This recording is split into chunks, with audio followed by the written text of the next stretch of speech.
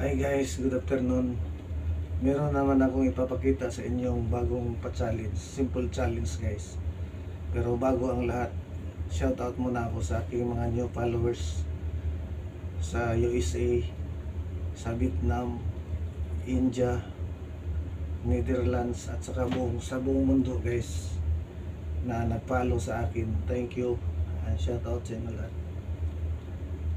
So ito guys, pwede mo itong i-share sa iyong mga tropa pips, sa barkada, sa tambayan, sa payag-payag, kahit saan guys, pwede ito. Napakasimple lang to guys. Pero pag hindi mo pa to nakita, ika nga, mapapaisip ka rin ito. 3 moves lang to guys. Dalawang pyramid o triangle, gawin mong 6. So, pag hindi mo pa to nakita,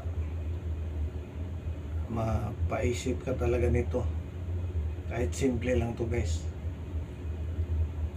Magagamit mo to sa, for example, gusto mong magdagdag ng inumin or ma-share sa mga barkada mo, pero hindi mo i-direct yung pera, ibigay mo.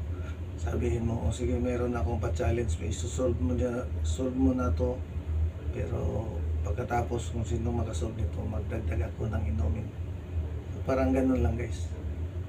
3 moves lang to, dalawang triangle, gawin mong 6. Ito lang guys ang gamitin mo. Kahit saan ito, kahit saan mo, basta 3 lang. Ito isa, lagay mo dyan. 2,